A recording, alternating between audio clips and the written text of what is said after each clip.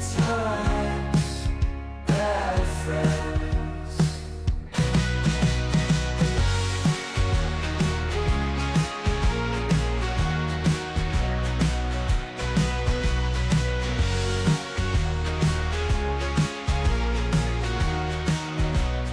Welcome back to another episode of Good Times, Bad Friends. We're your hosts, Justin, Colin, and sometimes Alex, here to keep you entertained, make you laugh, and shine a spotlight on some awesome people who make our lives better. There it is. Words are really hard today. And because I was trying to lead into how our guest is probably the biggest one we've had yet. I mean, Agreed. Colin refused to have him on. We were kind of building up.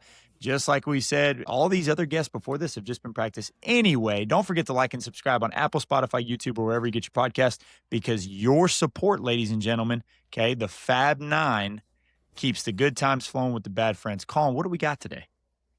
Okay, first off, we have over 100 subscribers. Stop saying we only have 9, okay? We're triple digits, baby. It's just, at this point, we got to stick with it. Yeah. Today on Good Times, Bad Friends, we're joined by coach and athletic director, the Kevin Herron, someone who's lived a full arc of high school athletics. With over 435 career wins and 15 years as an athletic director, Kevin's story isn't just flashy, it's honest. We're going to talk about coaching, leadership, faith, conspiracy theories, his realm into blurry creatures, and everything there. And then we're going to wrap up with why the phone calls years later matter than the amount of trophies you can win during your coaching career. This one goes places in the best way. Roll the music. I wrote that, but we don't really do that. Yeah. It's just kind of something cool to say. Awesome. Yeah. I love it. So you said, like, obviously with me and Colin, and then, Alex is kind of in that realm a little bit too, but with me and Colin being coaches. So kind of give us a background on how you got into that and how it evolved into obviously being an athletic director too, because obviously that's a big, man, I'm kind of nervous now. Like when I see my AD walk through, I'm like, yeah, I'm totally busy. I take the Nick Saban approach. So kind of give us a background on how you got started in that. Like where did the passion kind of fester up at? I fell in love with basketball in junior high. I never touched a ball until junior high. And I wasn't big enough for football, which is odd to go play basketball where you need to be big. But I got pretty good at shooting, and like frame-wise, I wasn't a football player. But Same. And then, but around my senior year, I think it was, I felt a call for real. I knew that that's what I want to do. I found myself while playing understanding what we were trying to accomplish pretty quickly and had no problem telling other people what they needed to be doing on the court. But then I had that normal American dream to make money first. So when I was at college, after I graduated, I sold insurance for about a year, and it was pretty miserable for me. Even though I do sell electricity on the side now, quick plug. But you got to do something here, when ladies. you're coaching. You got to make money.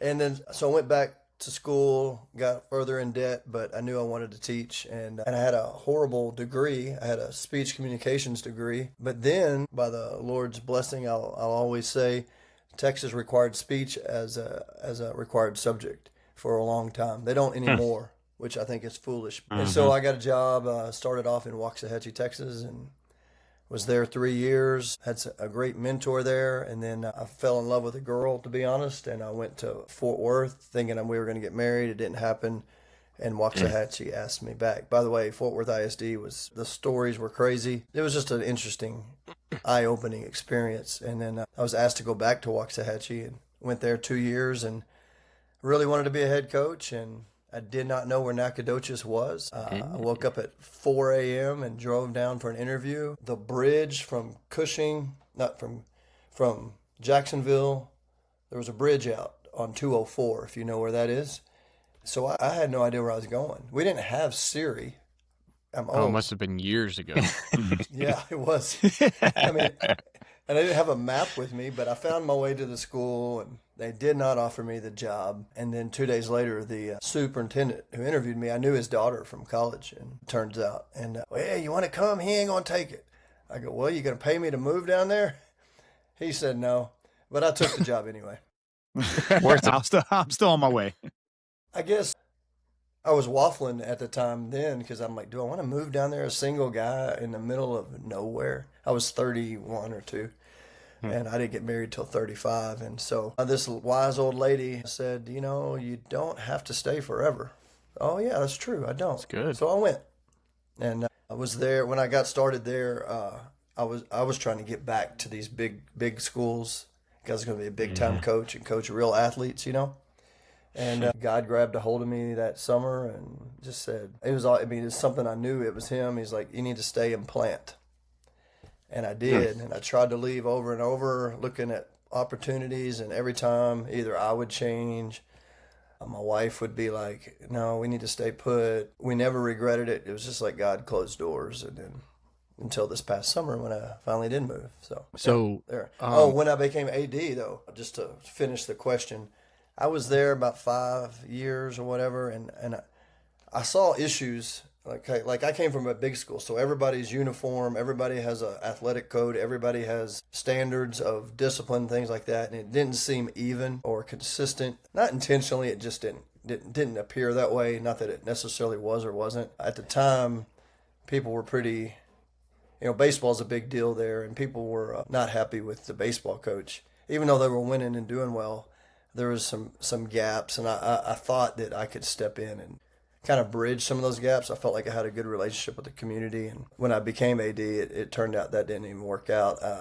He got fired a year after or reassigned. I kind of tried to stay out of it because I didn't hire him, and I wanted to put him on a growth plan. But I was thrown under the bus for it. But it is what it is. Dang, I was. That's tough. I was an internet target for a few days from some people. You know what? All the great coaches are, I think, is like a requirement. You have to get trashed on the internet. At some point, somebody's got to talk crap about you or be able to do it better from the stands for sure. You started in Waxahachie, and then you moved to. So, since those were early days of you coaching, what did you learn from Waxahachie that you wanted to implement, and that you're like, I will leave here as I go to my new school? Like as far as coaching or just, I think I learned early as far as dealing with parents is sometimes you just got to listen. I remember sitting in an office with the principal and this dad's just going off. And I start yelling back, well, your son jacked it up. We're up 3 and all we had to do is hold it. He misses and we lose the game. It's your son's fault. Yeah. And it got bad. And so sometimes you just got to listen, but I got less and less inclined to listen the older I got too, because it was always the same thing and, playing time or something like that. Anyway. Yeah.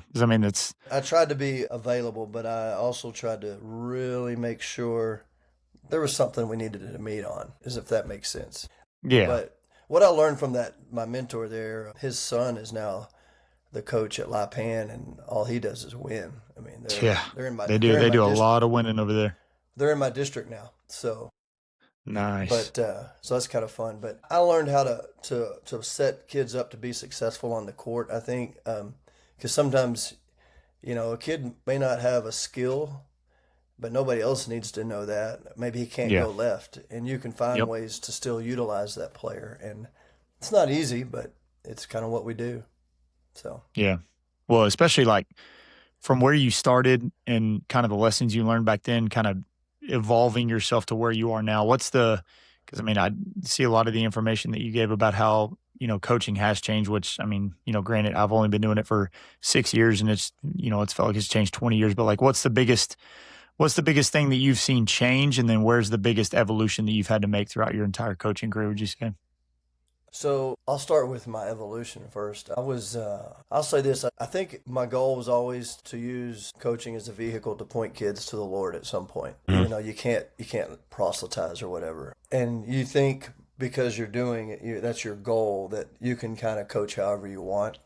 And I was a screamer and a yeller big time. And I still have been at times, even in the last few years. I can think of just a few years ago when it was really tough and I was way out of line. But what's evolved is just understanding, number one, they're not trying to mess up.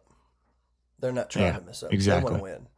And heck, just the other day, we're playing a team we've already beat by 30. And it's going down to the wire. We're only up 2 at half when we could have blown it open, but we missed like 5 layups. It was unbelievable.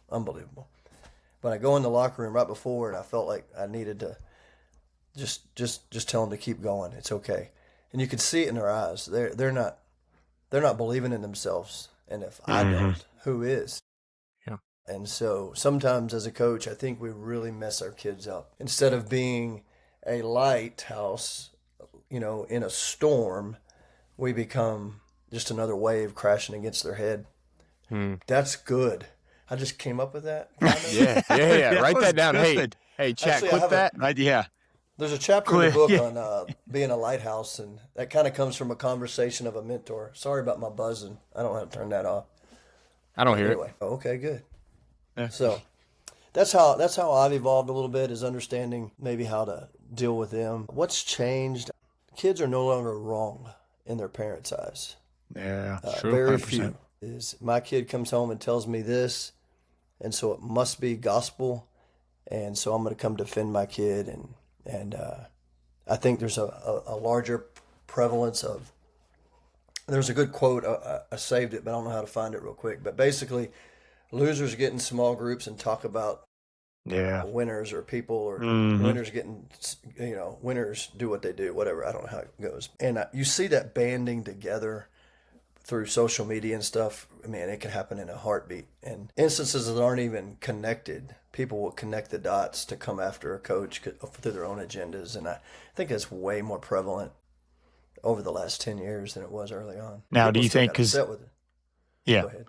Well, we were asking our last guest, and I'd love to get your take on, especially in the basketball realm. What do you think about just youth sports in general? Do you think that people are kind of directed that way naturally with how much winning they do? And I mean, if you pay enough money, you can get your son or daughter on a team, and they're going to get a ring, and they're going to get a win, and they got playing time when they were in 6th grade. And hey, his 5th grade stats, he was all state, all district, all county, he scored 1,000 points. It's like, do you think that's a little bit of a derivative of the participation culture, or where do you think that's kind of stemmed from, I guess? I think social media fuels that, because all we see are highlights, all we see are the victories, and that occasional guy that acts like a fool.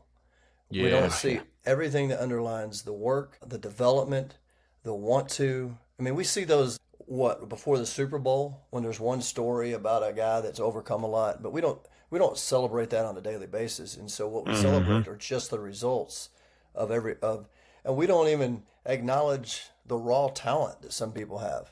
We just think, oh, look at that guy, I can be that. No, you can't. You're 5'4" and he's 6'8". Sorry. Yeah, even that.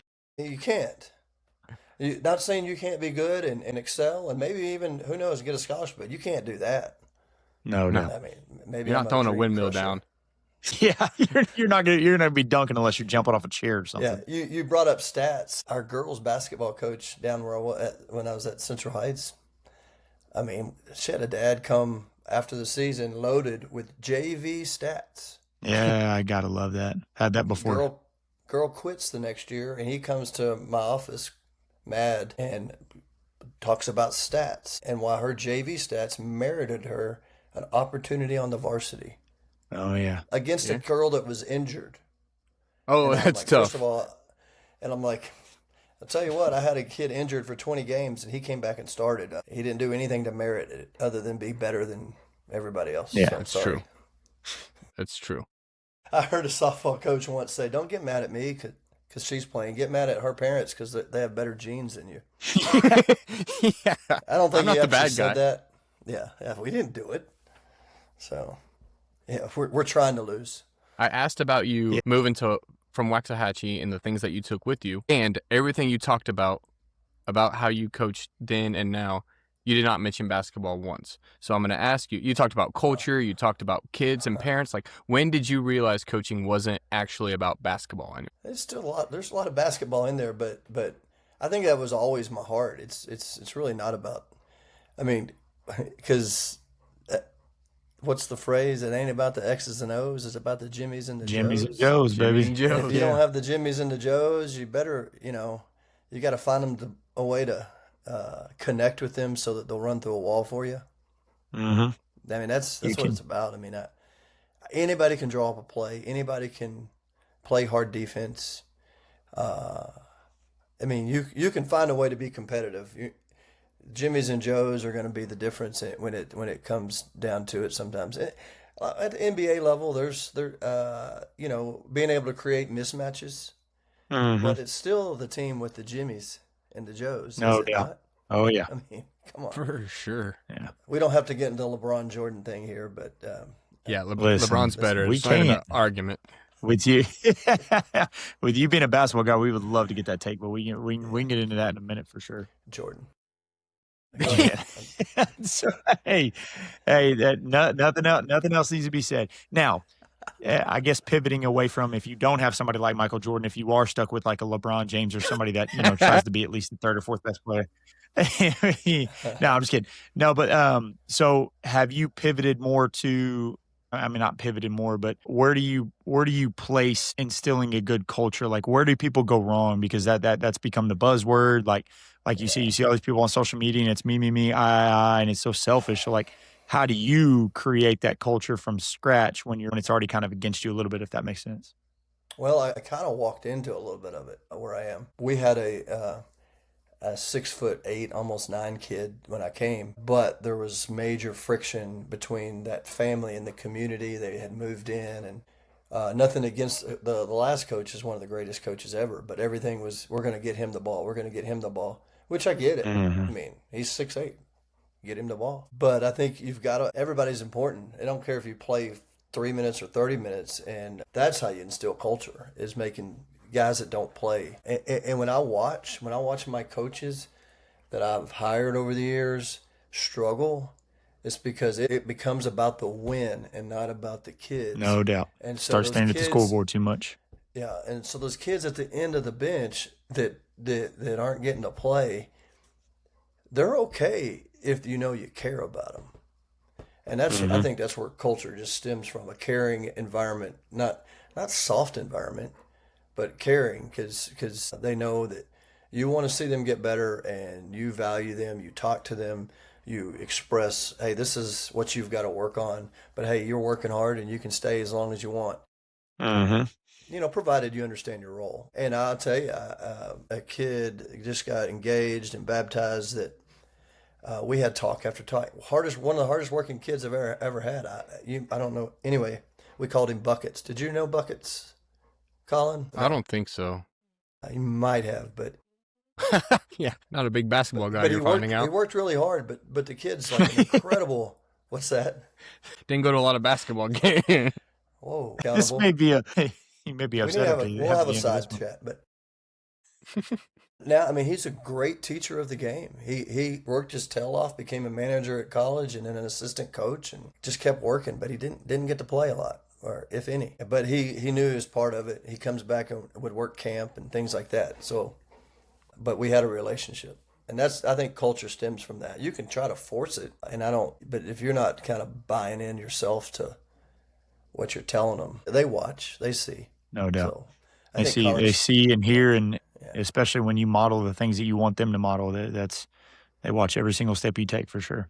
And I think it's a great buzzword. It's really cute and all, but it's kind of gotten overused, and then it becomes this thing where if you're not doing these things, you're not creating a culture, Right. and that's not necessarily the case, in my opinion. Because I'm not Mr. Post everything on the internet on the face page, but I've gotten better. 100%. Face page. Face But, page.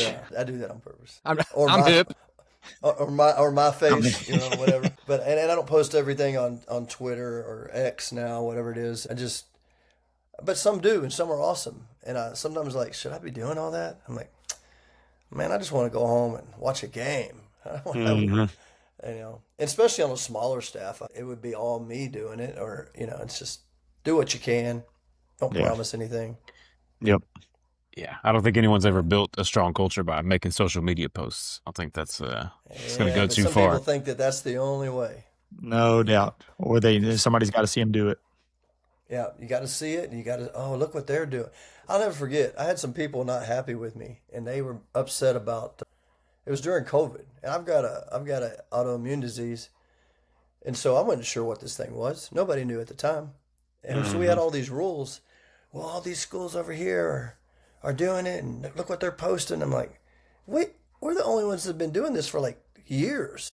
But you don't know because you haven't been here. And now that your kid's here, you all of a sudden think you know how everything's been going, and they just assume all these things. But I could go into that one all Mhm. It's crazy. Like, I'm not saying I've seen this, but there's so many kids who are just individuals.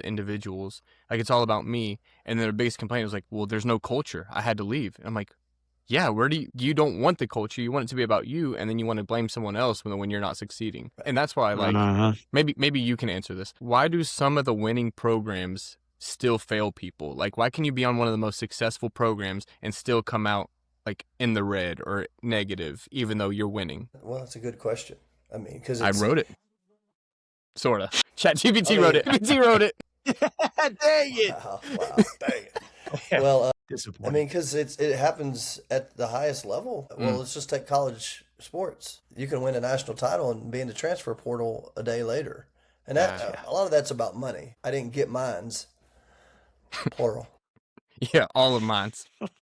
I didn't get my deal, so I'm gonna go find it somewhere else, and I get that because I guess you gotta take care of yourself in that way, but maybe I don't. That's a good question because nobody's exempt. And the real truth is, and you guys know it.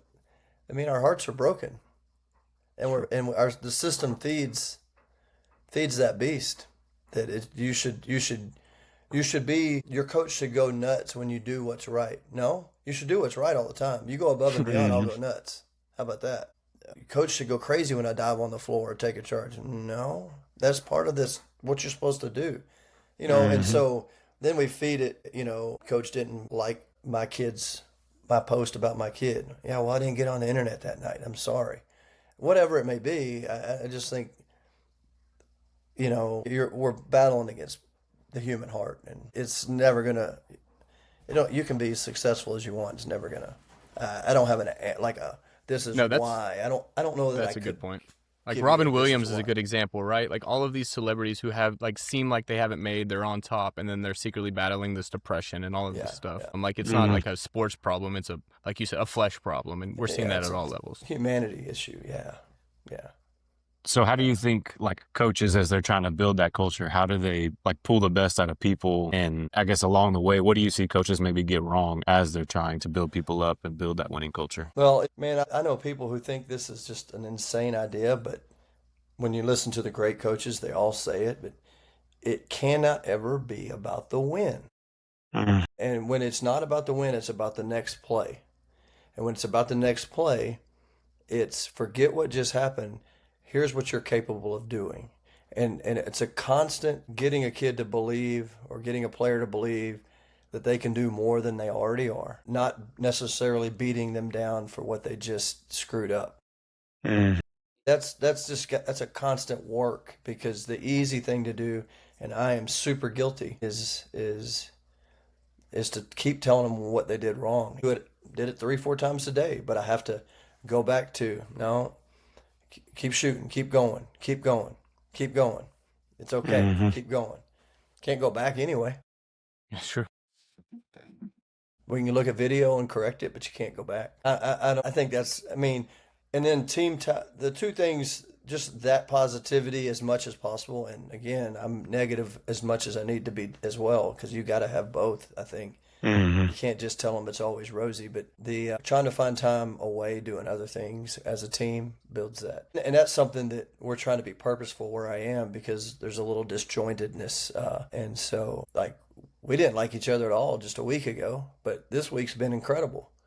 But I had to show them on video the way they were acting while we were down 10 or 21-8 after the first quarter. Came off a long road trip, playing terrible. And we cut it to 3 right before half, and the bench looks like they don't even want to be there. And that's a problem. And I told them it's not my problem. I'm up coaching my butt off. Y'all have to figure out that you need each other. So, and I think they know it. But again, it's back to there's days where we don't like people we're around or want to be around them. No doubt. Well, and what are some of the ways that you try to put them in leadership positions? Because we're big on that right now. Like, we just voted our captains for our football team during the spring season, but I'm trying to do a better job of putting my guys in situations where they have to effectively communicate. Because you're right. Like right now, we have kids that'll be like, "Hey, what are you doing?" Like there's 4 in this line and 5 in the other one. It's like, no. Hey, instead say, "Hey, Jeremy, come over here to this line and communicate. Like, Yeah. don't just bring another problem or don't create another problem, bring a solution. So like, how do you put some of your players in positions of, I guess, that responsibility or that leadership to be able to build that relationship with each other? That's a good question. I think some years I've done better than others, but I think you hit it on the head. Having them kind of help coach each other is what you know.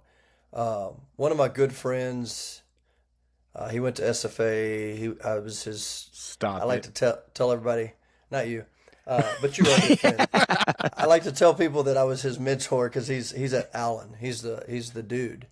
He's at the biggest school in Texas as the head coach, and he grades them every day. And I've tried it, and I don't have the energy anymore. But he'll grade video of every practice, Wow. and he gives them points for high fiving and just doing the little things with each other. And so, and then they do a boot camp together, which I think is pretty awesome. But on the day to day, you got to pull seniors aside and say, look, this isn't just about your senior season. It's about you leaving an imprint on the deal and showing these guys what it takes to be good.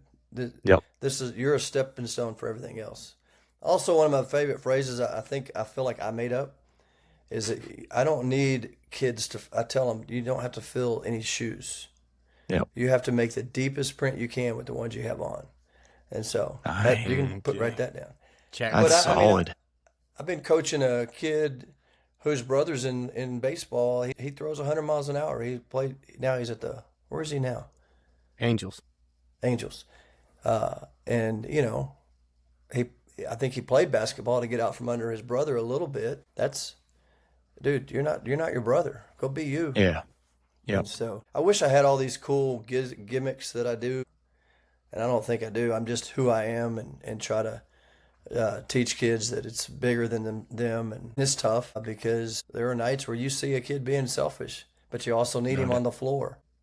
You try to pick your battles wisely and be consistent as possible, but Well, I think simple is always more effective than paralysis by analysis or anything. I don't know if you saw the what was it, the 60 Minutes interview with Kurt Signetti, and the guy was just trying so hard, and he's a man of very few words, and so they were trying to push him, and he was like, "What's the magic around here?" Because Indiana obviously made their big turnaround. He goes, "There's no magic." He goes, "It's fundamentals, it's coaching them the right way, and it's me getting out of the way and letting players be good." So one of the things you were talking about, the thing that you're most proud of isn't a season. I know we're talking about some of the stuff where you develop the intangibles and kind of develop these leaders and everything. What do you mean by that? The thing that you're most proud of wasn't the actual season. it's when I get a phone call. Hey, Coach, how you doing? Coach, I'm getting married. You want to come? I'm going this weekend. I got a text. I'm going down to Nacogdoches to see a kid get baptized. That means a lot, and that means that something happened that was relational that mattered, and they want their coach around. So, I mean, I don't even coach him anymore, but they want me down there. So the family does. So That's cool. that's what I'm talking about. Yeah, that's awesome. That's gold. You can't trade that. You know, you can't. And The absolute like highest compliment. Yeah. I'll never forget my first year head coaching out of the blue because we were struggling, or I was struggling, and I had a kid call me and just thank me, and I wasn't even the head coach, and he was coaching at the time, and it meant the world, and it's just a shot in the arm. So yeah, those are special, and I think sometimes they're not as often nowadays because we don't, because you're in contact through social media or whatever, but I've got a group text with some kids from 2018, and then all the way back. One of my coaches, the first class, his name is Brady Stone. He coaches at Bland High School. He's incredible, way better coach than me. But we still talk. We're in a group chat now. He worked for me, played for me. That matters. So because along the way, at some point I'm not going to do this. Mm-hmm. Plus, we don't have kids. I need people that can take care of me, so I got to be nice to all these kids. I'm gonna need some caretakers in the future. It's like, hey, you're gonna have to change my diaper when I'm 80. You got to be nice to me. I know all those times I yelled at you. I didn't mean it. stay there though. So like, We're going to share this podcast. A bunch of your former players are going to listen to it. Probably everyone from, so like, put it into words. Like, what does it mean to you when a former player calls you years later? What does that mean to you, like, from a human standpoint? Like, I don't know, I coach girls. So, like, what are your feelings involved? Put it into words. I mean, warm fuzzies, a sense of, you get me teary-eyed. Why are you doing this crap? This is supposed to be bad. I guess you are being a bad friend, making me get all emotional. But a sense that I did it right. A sense of, we may not have won a state title. Okay, I don't even know who won last year. Let me think. Probably Hitchcock. Yeah, I do. Kuntz and Tatum. A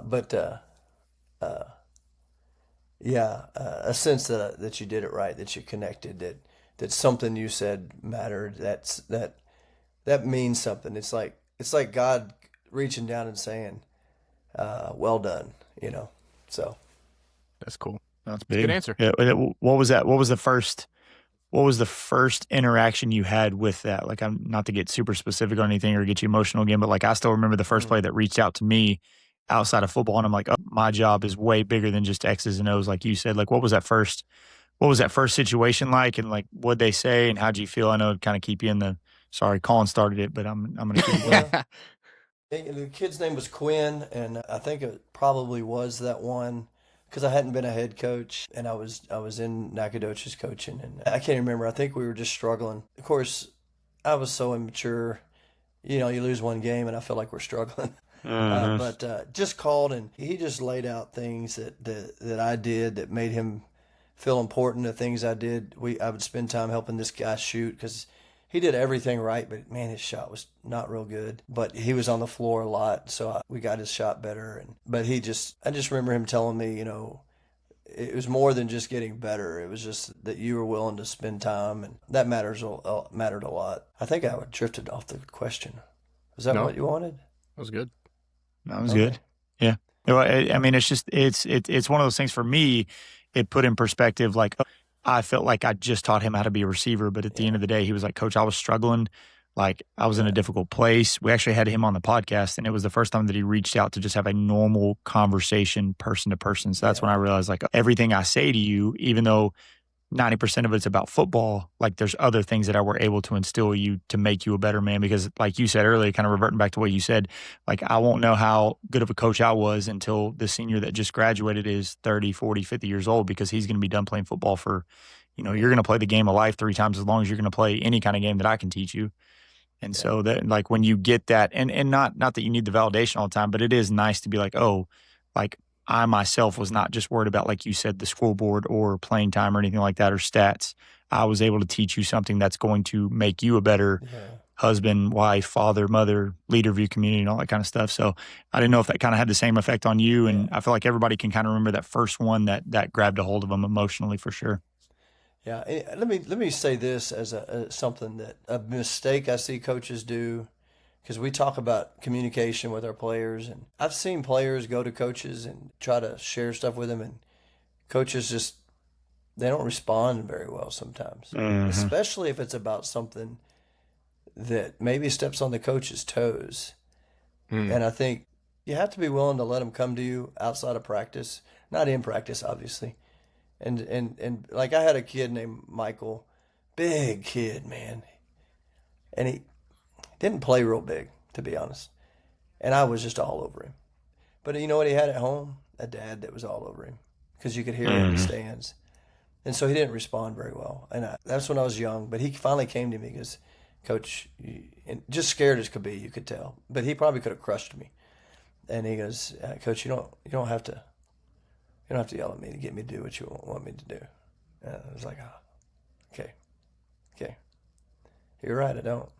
And not that I quit yelling, but that's obviously stuck with me because it was a long time ago. Another instance where I just lost my mind on a kid, and I mean, he quit playing probably because of this. He was a junior high kid. Found out later his dad got put in jail the night before.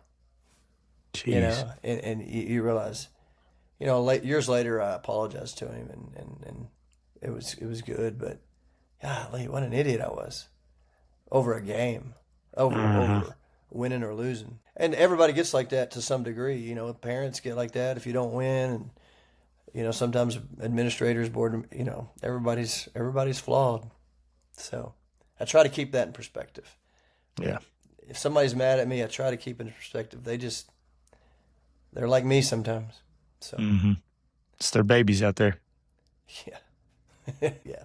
Yeah. I mean, I think the fact that you can like sit back and reflect on those moments though, and continue to learn from them. That way you don't continue to impact kids in that way. And it was one lesson learned, but it helped you, you know, help more students in the future. We've talked a lot about the impact you can make working with kids, but what has your experience been like working with adults? Is that like a completely different ball game? Is there some similarities? What has your experience been like as an athletic director? Well, sometimes you get assistant coaches that are tough to deal with. Wait, just kidding, Colin. No, working with adults is, I would rather work with kids a lot of times because kids are malleable and adults can be very rigid in how they think. But when I became the AD, I was a peer to everybody there, and then I became their boss. So that was a tough transition. I wouldn't say I stepped into it. I wasn't going to be an ogre or try to, this is how it's going to be. And I'm not that kind of guy anyway. I only pull that card out when I feel like I have to. Hey, wait a minute, I'm your boss. Let's back up. Because at the end of the day, it's their program, and I don't need to micromanage it. But sometimes adults just don't consider everything, and part of it is because we get in a pattern in life, and we think that's how it is, and the way I'm doing it's how it is, and so you know you hope to hire and work with people that are willing to be malleable, and people can say that I'm not, and that's fine. I feel like I am. I feel like I have to make myself be the hard-nosed guy sometimes because I do want to. People pleasing is a problem, or has been. I got better and better at it. The more you get cut by people, the more you're like, I'm not going to try to please you anymore. But yeah, I didn't get into this to be an AD, but here I am. I find that I've grown a ton in my walk and everything, just because I've had to lead people and try to do it well. I could go be somebody. I could go be an employee for an AD and be just fine. But I mean, I don't have to be the boss. But it's just kind of where I am. I think I have a good perspective on the whole thing. And you know, when I interviewed, my wife got mad at me because I would just tell them. They ask about how you deal with parents. I had 2 interviews before I took this job, and I told them both I don't really meet with them. You should see their faces are like, yeah, and only. But the big school I interviewed at, I knew. I finally asked the AD after it. I go, I bet y'all didn't like when I said I don't meet with parents. And my deal is, what's the biggest problem in youth sports? Parents. Yeah. Parents. It's parents. Sports is the single place where everything we're trying to teach in school can actually be taught, and they can actually grow, because they first of all, it's their choice. Secondly, and if it's your choice, then you're signing on to know you might not play, you might get in trouble, you might have to run, you might puke, you might hurt, you might do all these things, you might play a lot, you might not play the next game. All these things you're signing on to, and then you want to change it when it gets uncomfortable. Why does administrators entertain that? It's extracurricular. It is not co-curricular. They don't have to be there. And parents need to understand that. And I'm not trying to be an ass. That one Marine cussed, so I can say that. Yeah, he did. That's a great point. Yeah, he definitely said a couple. But I'm not trying to be that. It's just like, wait a minute, what are we doing? Your kid needs to learn how to communicate and talk to us. And now, if we're cussing them, if we're doing things that are putting them in harm's way, let's talk. But we're not. So why do we have to talk? What are we going to talk about? Like, especially like you said, it's not like we're going out there and I'm like, you know what, your kid is the best one, but I think I'm going to set him on the bench, just teach him a lesson. It's like, no. We're just like you and your child want to be in the best situation. I promise you, I'm doing everything I possibly can through my preparation to make sure that our team is in the best position. And so when they say that, it's like, no. If I feel like if I'm standing on what I think is the right thing, then that's when you can kind of combat that with, no. We're going to handle this because, once again, you guys are volunteering for this.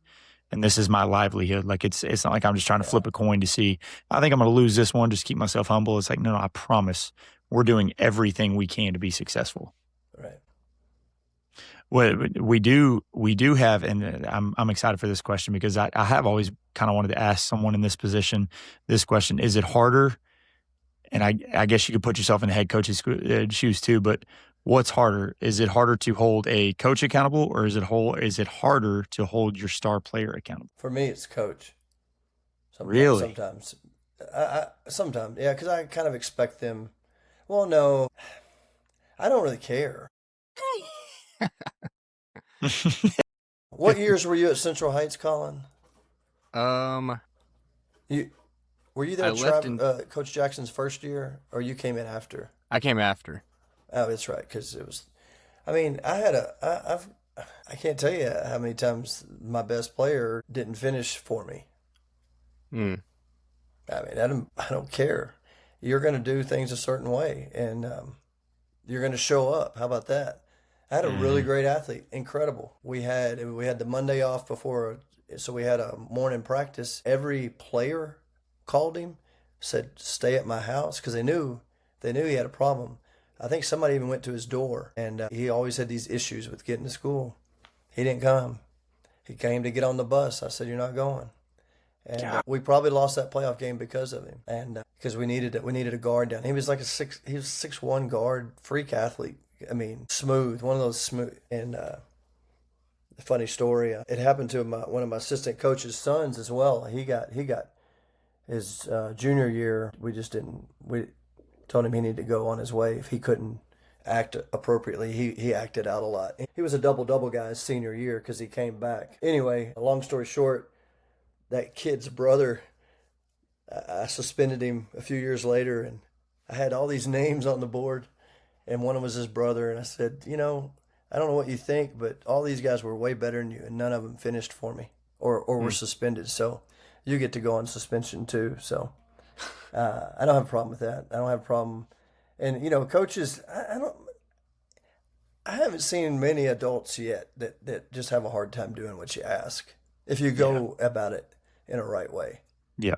Some absolutely. are harder to talk to because when a grown person reacts to what you tell them, it's like, dude, what's wrong with you? You're an adult. All I'm doing is trying to help you do your job better, telling you something needs to change. But you see someone that's trying to set their own culture. Oh yeah, I'm sorry. Go ahead, because I know we're about to transition it to. Can I? We get all us there? get here at some point. So let's talk about Get us adult there. things, okay? All right. Sorry to turn we talk about coaching, but we're 45 minutes in and we haven't hit the important thing. Uh-oh. So you enjoy theology, but you also enjoy conspiracy theories, and in your pre-interview you brought up Blurry Creatures, which is an incredible podcast. So let's go the conspiracy theory route first. Like, why? Because we've talked about it when I worked for you, and I think you kind of brain rotted me into thinking, because I didn't think about any conspiracies beforehand, and now I'm like 9/11, JFK, Charlie Kirk. Like, what is going on? Talk to me about it. Here's the presupposition I guess I come from. That's a big word, and I should Precipitation. Yeah, go. Yes. Anyway, It is raining outside. Who currently has been given or allowed to have dominion? Not dominion. Doesn't really have it. It's really ours. But the prince of the power of the air, the evil one. He's got systems and things in place, all designed to rip believers away from the truth. No doubt. And so, 100%. with that in mind, you can't just blindly assume everything's for us. Even some good things. And so they started talking about blurry creatures at church just because they ask good questions. I mean, if there really is a Bigfoot, what does that mean for us as believers? And then they start having start talking Michael Heiser. And this guy's I'm unfamiliar. opening my eyes to. He wrote this book, The Unseen Realm, right here. Good book. I stole this from my pastor. If he's watching, I got to get back to him. And you're like, wait a minute, what? But the reason I love it even more is because it really kind of strengthened my beliefs, because they kept going and digging deeper, and you start thinking, well, what are these Nephilim? What are these giant things? Yeah, And I'm like, I want to know. Okay, so Blurry Creatures is a podcast, correct? Yeah. And do they kind of didn't they kind of bring up and not necessarily make it famous, but wasn't that one of their biggest talking points was about the Nephilim in the Bible and everything? Like, can you explain that a little bit? so they started off, they ask every guest, what do you think of Bigfoot, real or Right. not?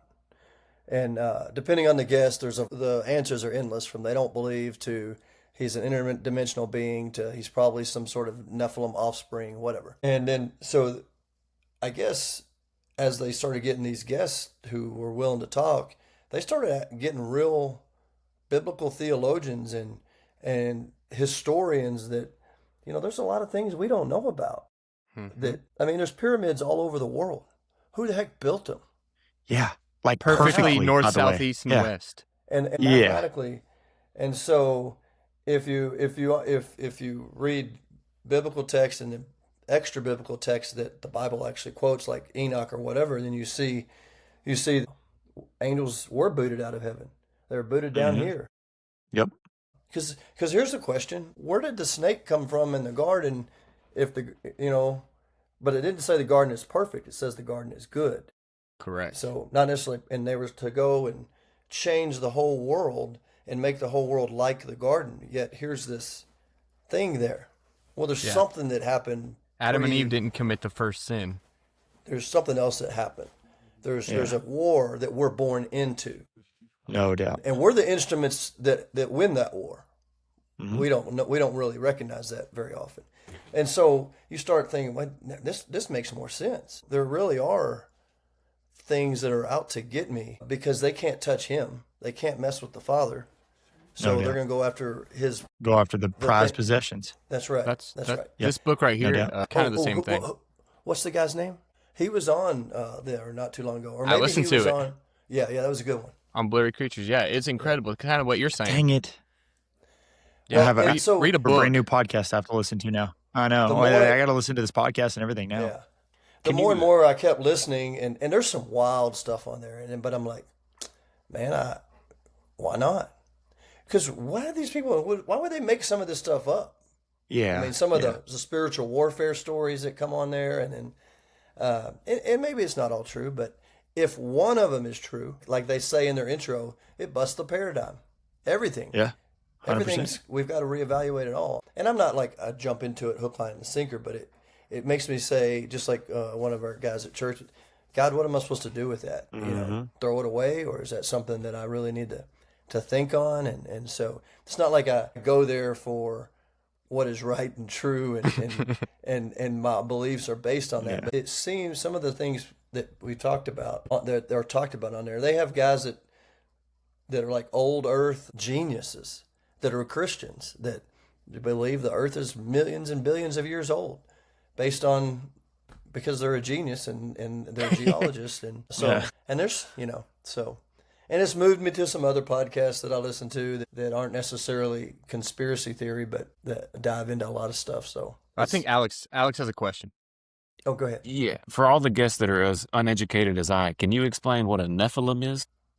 Okay, it's basically a giant, but people would argue battle in Careful. heaven, these angels rebel because angels had true free will. They could choose to do what they wanted, and they wanted what God was. They wanted His position. They wanted, and I do also think they were jealous of, and I'm just speculating. I think of humans because of where God was placing them in the order of things on earth, but. They get booted and they come to they lust after, which seems odd, and there's people that talk about it, so I'm not gonna get into the whole thing. But Birds and the bees. after women, and so in exchange for this is the way it goes for technology, for all sorts of stuff, they give it to men for their daughters, and when the daughters have babies, that's the Nephilim. These are these grotesque offspring of angels and women. Sounds wild, but That's it's- kind of the downstream theory of where Goliath came from, right? Because you talk about this giant, and like it just kind of led into more stories because I didn't know much about it, and then the story of because God had less, I guess, patience for them if they were to make a mistake because the angels had even more of an understanding than obviously we've ever had, but not up to the level of God. So when they fell, like, or when they immediately made the mistake or they felt those feelings or whatever, God kicked them out immediately. So that was kind of like their, Yeah. like, and then when you get down here, you think about the things that we struggle with, and then they have the knowledge they have, and then all of a sudden That's you why have the Bigfoot flood was running around. important to like kind of reset that, right? Yeah, wipe them Yeah, out. reset everything. Is that where Wimby Okay. came from? Is he a Nephilim? Yeah, he might have been. Yeah. That's pretty good. So I'm fascinated, and then off those conspiracies, there are people who say we went into Iraq because they found the tomb of Gilgamesh, who was a giant. And there's an Interesting. I haven't heard that one. There's an epic of Gilgamesh.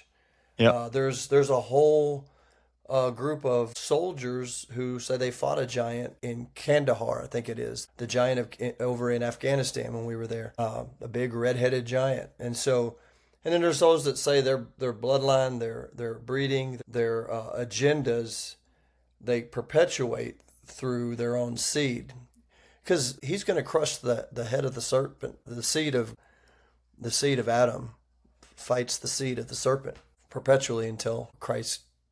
And they know they can't win, but that just makes them fight harder.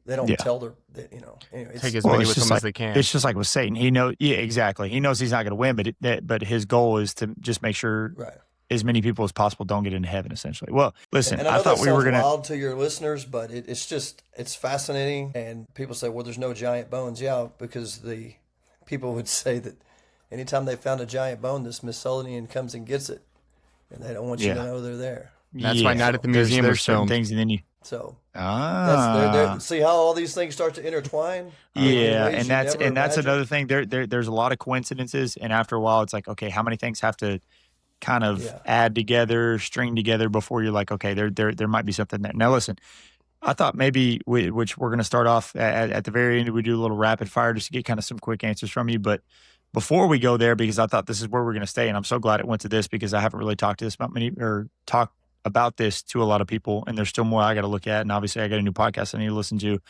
But like, if we're talking like the fun ones, like Conspiracy 101, like I don't know where to start. Giants sound kind of weird. We always like start with a little moon landing because we got a lot of freaking just people who are just so gullible. So like, if we're gonna start, at Conspiracy 101, can we just get a yes or no? Did we go to the moon? Yeah, that's what I'm talking about. I knew that you would be one of the best guests ever. And yeah, man of the people right there. I struggle with it, man. I want to believe we did. Yeah. But I just I want to believe it Haven't we myself, gone but that doesn't back? happen. That's what I'm saying. But I'm also torn because part of me thinks we have way more technology than we tell people. That's almost what holds me up a little bit because what they show us, even nowadays, like the AI, and I have a first person story of a guy that was a helicopter pilot in Afghanistan, and when they had the 2 new helicopters when they went over to kill Osama bin Laden, he was like one of the best pilots that they had where they were stationed, and they didn't even know what was happening. So it's like that's the other side of it is, well, did we have something that nobody else knew about? And then all of a sudden they were like, all right, here we go. Well, can And I then ask Operation you a question on Paperclip, that? like we're bringing the best. Kevin, Absolutely. I asked this question in our live podcast that was so bad we couldn't air it.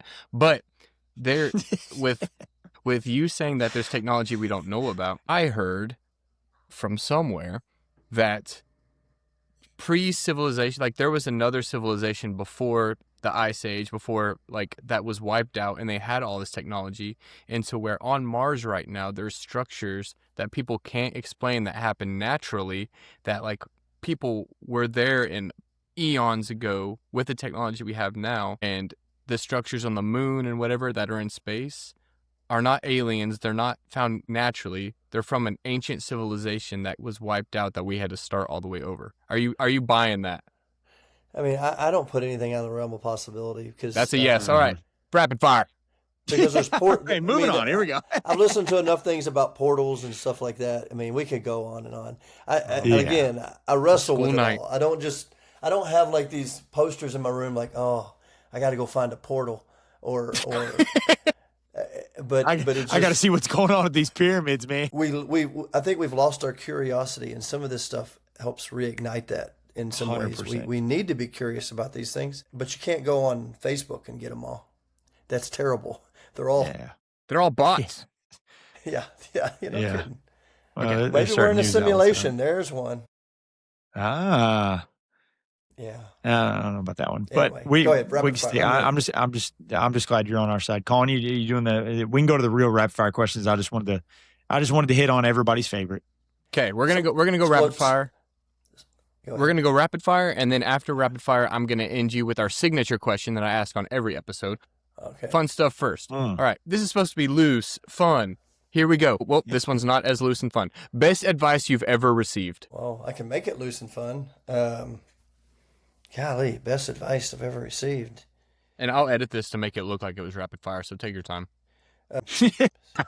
I mean, I would say it would be marital advice that, because marriage is tough, to draw a circle around yourself and work on the person inside. Because my job is to love her, and her job knows the same back, to respect. And so that's just great advice.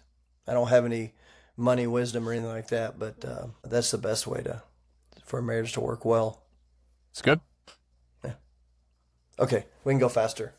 All right. Or you could say you can pick your friends and you can pick your nose, but you can't pick your friend's nose. That's good advice too. Ooh. I like That's that for one the better. loose Put side. that one.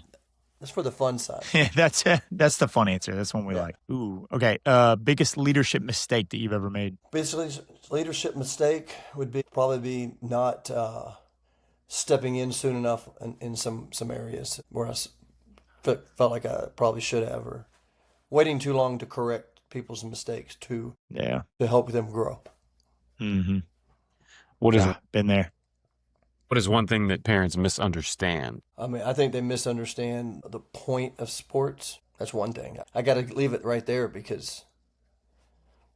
I can All right, go follow up. forever. What is one thing coaches Yeah. misunderstand? Ooh. It's not about them. I prayed Yeah. about pride this morning.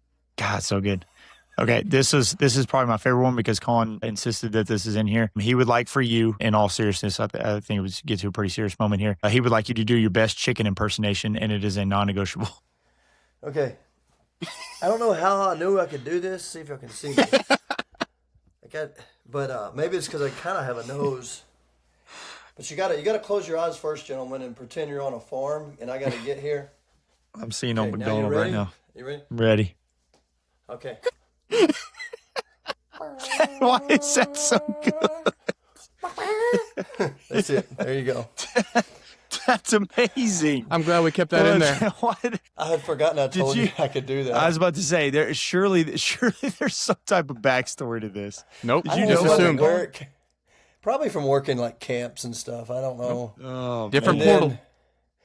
And then over the years, like we would go to these people's house for Christmas, or not Christmas, for Halloween, and I think I might have had a glass of wine, but it didn't. And there you go. The chicken is. came out. You the find out chicken you're was a chicken. born. It's Been there. amazing. Um, Everybody's got an alter ego.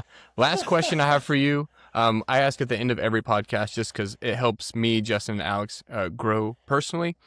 Like right now, in your personal life, who are you following, reading, or listening to that's encouraging you, or like you and your walk with God? Like, what is your go-to right now? Well, it is not Blurry Creatures, but I do listen to Taylor Welch, the Deep End podcast, and he has some wild stuff, but he's had some people on there that have impacted me. One for sure is a guy named Jamie Winship. I read his book called Living Fearlessly, and but you'd have to read it, but basically he was a police officer in Washington, D.C., and since then he's led hundreds of thousands of Muslims to the Lord. He's got some wild stories, but he'd go into every situation as a police officer, dangerous ones, and talking to God and listening and God responding, and he'll tell you about it. I mean, it's but he talks about, I mean, our identity, and so much of our identity, we don't walk in our identities very well.